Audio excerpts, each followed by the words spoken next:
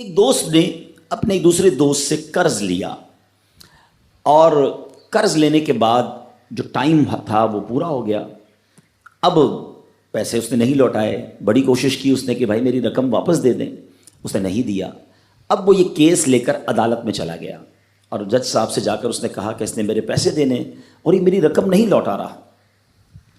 تو جج صاحب نے کہا کہ تمہارے پاس 30 دن ہیں, ودن 30 days تم نے اس کے پیسے واپس لوٹانے ہیں ورنہ پھر تمہارے خلاف فیصلہ ہو جائے گا. تو وہ شخص گھر گیا. اب اس نے کیا کیا, اس نے صبح سے لے کر شام تک درود پاک پڑھنا شروع کر دیے. 1 دن 2 دن 3 دن 27 دن ہو گئے. وہ درود پڑھتا رہا اور انتظار کرتا رہا. پیسے تو تھے نہیں, 30ویں دن عدالت میں پیش ہونا تھا. 27 دن گزر گئے, 28ویں رات آ گئی. خواب میں اس کو کسی نے آواز دی کہ گھبراؤ نہیں, تمہارا قرض ادا ہو جائے گا. اگلے دن پھر درود پاک پڑھتا رہا. اب نبی پاک کی خواب میں زیارت ہوئی. آقا علیہ الصلوۃ والسلام تشریف لائے, فرمایا گھبراؤ نہیں, تمہارا قرض ادا ہو جائے گا. تم علی بن عیسیٰ وزیر کے پاس جاؤ اور اس سے کہو وہ تمہارا قرض ادا کر دے گا. اب جب صبح اٹھا تو بہت خوش کہ نبی پاک کی زیارت مجھے ہو گئی. لیکن پھر خیال آیا کہ میں اگر وزیر صاحب کے پاس گیا اور انہوں نے مجھ سے کوئی ایویڈنس مانگ لیا, کوئی پروف مانگا, کہ میں کیسے مان لوں تمہیں نبی پاک نے بھیجا ہے, تو اس بات پر تو میرے پاس کوئی دلیل نہیں ہے. اب 30ویں رات آ گئی, آخری رات ہے, صبح عدالت میں جانا ہے. درود پاک پڑھتے پڑھتے سو گیا. سرور کائنات علیہ الصلوۃ والسلام نے خواب میں پھر کرم فرمایا. فرمایا علی بن عیسیٰ وزیر کے پاس جاؤ, وہ تمہارا قرض ادا کر دے گا. کہ حضور میں چلا تو جاتا, مگر اگر وہ مجھ سے یہ کوئی پروف مانگتا, کوئی ایویڈنس مانگتا تو میں کیا جواب دیتا. پیارے آقا علیہ الصلوۃ والسلام نے فرمایا کہ ایسا کرو, اسے یہ کہنا کہ آپ کا ایک راز ہے جو آپ جانتے ہیں اور رب جانتا ہے, اور وہ راز یہ ہے کہ آپ روزانہ فجر کے بعد 5000 بار درود پاک پڑھتے ہیں, اور جب تک درود پاک مکمل نہیں ہوتے آپ کسی سے بات نہیں کرتے. اب جب صبح اٹھا تو بہت مطمئن کہ اب تو دلیل بھی آ گئی ہے. پہنچ گیا صبح علی بن عیسیٰ وزیر کے پاس. اس کا دربار لگا ہوا ہے. اس نے پیغام بھجوایا کہ میں علی بن عیسیٰ وزیر صاحب سے اکیلے میں ملنا چاہتا ہوں, پیغام لایا ہوں.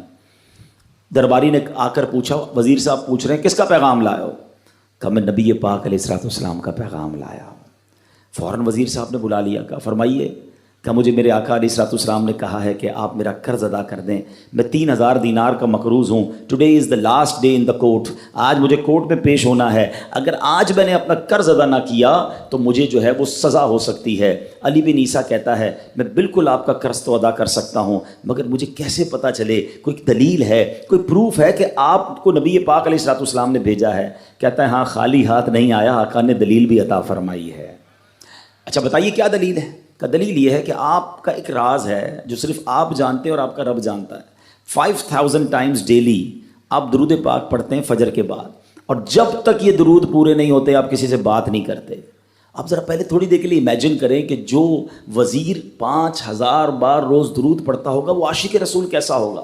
اس کی تو لاٹری نکل آئی نا, وہ تو خوشی سے جھوم اٹھا, کہتا مرحبا یا رسول اللہ, میرے درود پاک قبول ہو گئے, بہت خوش. اب ابھی بیٹھے ہیں آپ, کمرے میں گیا, واپس آیا اور 3000 نہیں 9000 دینار لے کر آیا.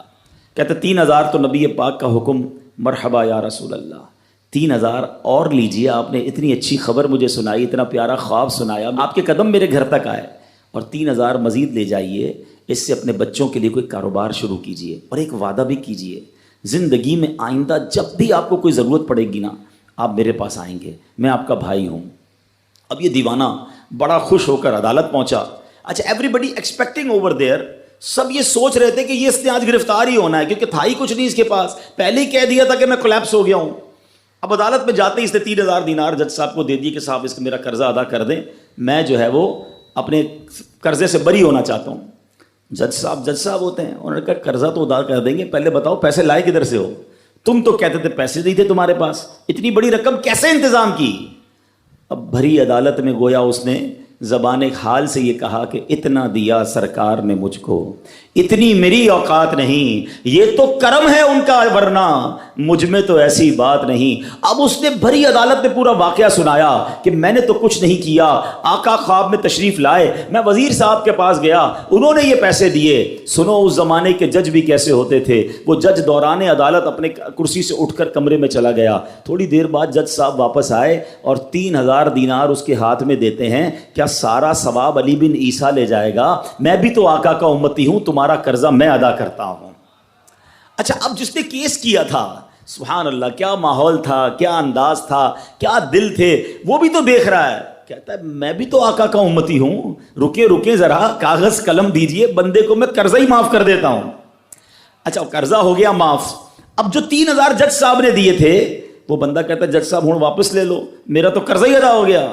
تو جج صاحب کہتے ہیں جو پیسے آقا کے نام پر نکال دیے میں نے واپس نہیں لینے، یہ سارے تم ہی لے جاؤ۔ اب یہ 12000 دینار لے کر یہ عاشق رسول جھومتا ہوا اپنے گھر پر جا رہا ہے۔ اے میرے پیارے اسلامی بھائیوں، ایک رات پہلے ایک سنگل پینی اس کے پاس نہیں ہے، اور اگلے دن 12000 دینار ہیں۔ درود پاک وہ وظیفہ ہے جو دل سے پڑھا جائے تو سبحان اللہ یہ مصیبتوں کو ٹالنے والا وظیفہ ہے، یہ پریشانیوں کو دور کرنے والا وظیفہ ہے۔ اور یہ میں نہیں کہہ رہا، خود سرور کائنات علیہ الصلوۃ والسلام کی حدیث ہے جس کا مضمون ہے کہ جو پریشانیوں میں ہو، جو مصیبتوں میں ہو، اس کو چاہیے کہ مجھ پر درود پڑھے، کہ درود پریشانیوں کو لے جاتا ہے، مصیبتوں کو لے جاتا ہے۔ ایک شاعر نے کیا خوب لکھا ہے، اور واقعی حق لکھا ہے، ہر درد کی دوا ہے صلی علی محمد، ہر درد کی دوا ہے صلی علی محمد، تعویذ ہر بلا ہے صلی علی محمد۔ تو ہمیں چاہیے، خاص طور پہ ربیع الاول کا مہینہ ہے، کثرت سے درود پاک پڑھیں۔ اسلام کی تعلیم اور اشاعت کا سلسلہ شروع کیا تو مکہ مبارک میں جتنا عرصہ رہے اس وقت تک بھی مسلمان بیت المقدس کی طرف رخ کر کے عبادت کرتے تھے۔ پھر نبی پاک علیہ الصلوۃ والسلام نے مدینے کی طرف ہجرت فرمائی، اور ہجرت کے بعد مدینہ منورہ میں بھی مسلمان 16 یا 17 مہینے تک بیت المقدس کی طرف رخ کر کے نمازیں پڑھتے رہے۔ ہجرت کے 1 سال 5.5 مہینے کے بعد 15ویں رجب پیر کے دن مسجد بنی سلمہ میں نماز ظہر کے درمیان قبلے کی تبدیلی ہوئی، اور اللہ پاک نے پیارے آقا علیہ الصلوۃ والسلام کی خواہش کے مطابق مسلمانوں کا جو کعبہ ہے، قبلہ ہے، وہ کعبہ کو فرما دیا، اور اب مسلمان کعبے کی طرف رخ کر کے نماز ادا کرنے لگے۔ اس مقام پر آج بھی مسجد قبلتین قائم ہے۔ حضرت سلیمان علیہ السلام کے بعد بنی اسرائیل کے زوال کے ساتھ ہی بنی اسرائیل 2 حصوں میں منقسم ہو گئے، تقسیم ہو گئے۔ ہیکل سلیمانی کی عزت میں بھی کمی آ گئی۔ ویسے تو ہیکل سلیمانی پر کئی حملے ہوئے، مگر ایران کے بادشاہ بخت نصر نے جو فلسطین پر حملہ کیا تھا اس میں ہیکل سلیمانی کو مکمل طور پر مسمار کر دیا، اور بڑے پیمانے پر یہودیوں کا قتل عام کیا، تورات جلا دی گئی، اور اس وقت یہودی غلاموں کو دریائے فرات کے کنارے آباد کیا گیا، اور انہوں نے اس بستی کا نام تل ابیب رکھا۔ اس کے بعد ایران کے پہلے کسرا خسرو نے یہودیوں کو واپس فلسطین جانے کی اجازت دے دی، تب وہ جنوبی فلسطین میں آ کر آباد ہوئے اور ہیکل سلیمانی کی اثر نو تعمیر کی، مگر یہ تعمیر بھی زیادہ عرصے قائم نہ رہ سکی، اور 70 عیسوی میں روم کے بادشاہ توتس نے ایک مرتبہ پھر ہیکل سلیمانی پر حملہ کیا، اسے مسمار کر دیا، اور یہودیوں کو فلسطین کے جنوبی حصے سے بھی نکال دیا۔ یوں فلسطین مکمل طور پر یہود سے خالی ہو گیا تھا۔ حضرت عمر فاروق رضی اللہ تعالیٰ عنہ کے عہد خلافت میں جب فلسطین فتح کیا گیا، اس وقت وہاں عربی النسل قبائل آباد تھے۔ اسلامی لشکر کے سپہ سالار سیدنا ابو عبیدہ بن جراح رضی اللہ تعالیٰ عنہ نے فتح یرموک کے بعد اسلامی لشکر کے ساتھ آپ دمشق آ چکے تھے۔ آپ نے اپنے اصحاب سے مشورہ کیا کہ قیصاریہ روانہ ہو یا بیت المقدس۔ حضرت سیدنا معاذ بن جبل رضی اللہ تعالیٰ عنہ کے مشورے پر عمل کرتے ہوئے سیدنا فاروق اعظم رضی اللہ تعالیٰ عنہ کی بارگاہ میں ایک مکتوب روانہ کیا گیا، دونوں شہروں میں سے کس شہر کا انتخاب کیا جائے۔ سیدنا فاروق اعظم رضی اللہ تعالیٰ عنہ نے جلیل القدر صحابہ کرام علیہ رضوان سے جب مشورہ کیا تو مولا علی شیر خدا کرم اللہ تعالیٰ وجہ الکریم نے فرمایا کہ اے امیر المومنین، آپ اسلامی لشکر کو بیت المقدس کی طرف روانگی کا حکم دیں، وہ پہلے بیت المقدس کو فتح کرے پھر قیصاریہ کی طرف جائیں، کیونکہ رسول پاک علیہ السلام نے پہلے مجھے بیت المقدس کی فتح اور بعد میں قیصاریہ کی فتح کی خوشخبری دی تھی۔ یہ سن کر سیدنا فاروق اعظم رضی اللہ تعالیٰ نے فرمایا اے ابو الحسن آپ نے سچ کہا. پھر سیدنا ابو عبیدہ بن جراح رضی اللہ تعالیٰ کی طرف پہلے بیت المقدس اور پھر قیصاریہ روانگی کا حکم لکھ کر روانہ کر دیا.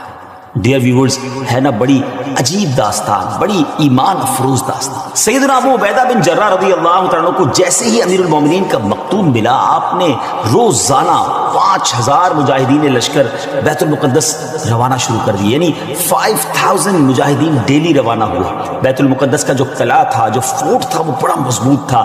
رومیوں نے یرموک کا حال سن کر پوری تیاری کر رکھی تھی. اسلامی لشکر کے جاتے ہی انہوں نے قلعے کا محاصرہ کیا، اس کو سراؤنڈ کر لیا. حضرت ابو عبیدہ بن جراح رضی اللہ تعالیٰ کے حکم سے روزانہ اس فورٹ پر، اس قلعے پر حملہ کیا جاتا. 11 دن تک حملہ کرتے رہے مگر کوئی خاص پیش رفت نہ ہوئی، کوئی پروگرس نہ ہو رہی تھی. 11ویں دن خود سیدنا ابو عبیدہ بن جراح رضی اللہ تعالیٰ سیدنا خالد بن ولید رضی اللہ تعالیٰ تشریف لائے. مجاہدین نے تکبیر و تحلیل کی صدائیں بلند کی، خوب نعرے لگائے. تو رومیوں کو بھی معلوم ہو گیا کہ اسلامی لشکر کا کوئی بڑا سردار آ گیا ہے. وہ سب پریشان ہوئے، اپنے سب سے بڑے راہب قمامہ کے پاس گئے اور ساری صورتحال بیان کی. جب اسے معلوم ہوا کہ مسلمانوں کا سردار آ گیا ہے، وہ بہت پریشان ہوا اور کہنے لگا اب تمہاری ہلاکت نزدیک ہے، کیونکہ میں نے پچھلی کتابوں میں پڑھا ہے کہ ملک شام کو محمد الرسول اللہ صلی اللہ تعالی علیہ وسلم کا ایک سرخ رنگ کا صحابی فتح کرے گا. اگر یہ وہی سردار ہے تو صلح کے علاوہ اب تمہارے پاس کوئی دوسری صورت نہیں ہے. پھر وہ اسلامی لشکر کے سپہ سالار کو دیکھنے کے لیے قلعے کے دیوار پر آیا. سیدنا ابو عبیدہ بن جراح رضی اللہ تعالیٰ کو بلایا. آپ رضی اللہ تعالیٰ جب آگے گئے تو ان سے بھی وہی بات کی. حضرت ابو عبیدہ بن جراح نے کہا یا تو تم اسلام قبول کر لو یا جزیہ دے کر امان حاصل کر لو، پھر ہم سے جنگ کرنے کے لیے تیار ہو جائے. لیکن اس راہب قمامہ نے سیدنا ابو عبیدہ بن جراح رضی اللہ تعالیٰ کی بات کا کوئی جواب نہ دیا. فقط خاموشی سے وہ بس آپ کو دیکھتا رہا اور پھر واپس چلا گیا. اس نے اپنی قوم سے کہا کہ یہ وہ شخص نہیں ہے جس کے بارے میں نے کتابوں میں پڑھا ہے، لہذا تم ان سے جنگ کرتے رہو، یہ تمہارا بال بھی بیکا نہیں کر سکتے. سیدنا ابو عبیدہ بن جراح رضی اللہ تعالیٰ نے بھی وہاں سے واپس آ کر اسلامی لشکر کو جنگ کا حکم دے دیا. روزانہ اسلامی لشکر اس فورٹ پر، اس قلعے پر حملہ کرتا. رومی تیروں کی برسات کرتے، دونوں طرف سے جانی نقصان بھی ہوتا، سپاہی زخمی بھی ہوتے. لڑائی 4 ماہ تک جاری رہی. جی ہاں ویورز، 4 منتھ تک یہ لڑائی جاری رہی. اہل شہر تنگ آ گئے. وہ دوبارہ اپنے جو سردار تھا، جو ان کا لیڈر تھا قمامہ، اس کے پاس گئے، ساری صورتحال بیان کی. وہ نصرانی راہب جو تھا وہ پھر قلعے کی دیوار پر آیا اور سیدنا ابو عبیدہ بن جراح رضی اللہ تعالیٰ عنہ سے کہنے لگا کہ ہم ہر حال میں تم سے جنگ کریں گے، البتہ ہمارے شہر کو صرف ایک ہی شخص فتح کرے گا جس کے اوصاف ہماری کتابوں میں لکھے ہوئے ہیں، وہ تم نہیں ہو. سیدنا ابو عبیدہ بن جراح رضی اللہ تعالیٰ نے فرمایا کہ تمہاری کتابوں میں اس کی کیا اوصاف لکھے ہوئے ہیں؟ اس نے کہا وہ ہم تمہیں نہیں بتائیں گے، البتہ اسے دیکھ کر ہم فوراً پہچان لیں گے کہ یہ وہی شخص ہے. ہاں اگر تم اس کا نام جاننا چاہتے ہو تو ہم اس کا نام بتا سکتے ہیں. اللہ اکبر! ان کی کتابوں میں اس صحابی کا نام بھی موجود تھا. آپ رضی اللہ تعالیٰ نے فرمایا کہ ٹھیک ہے تم اس کا نام ہی بتا دو. اس نصرانی راہب نے کہا کہ جو شخص ہمارے اس شہر کو فتح کرے گا وہ محمد الرسول اللہ صلی اللہ تعالیٰ علیہ وسلم کا صحابی ہوگا، اور اس کا نام عمر بن خطاب ہے جو فاروق کے لقب سے مشہور ہوگا، اور وہ نہایت سخت گیر ہوگا، اللہ کے کاموں میں کسی ملامت کرنے والے کی ملامت کی پرواہ نہ کرے. سیدنا ابو عبیدہ بن جراح رضی اللہ تعالیٰ نے جیسے ہی یہ سنا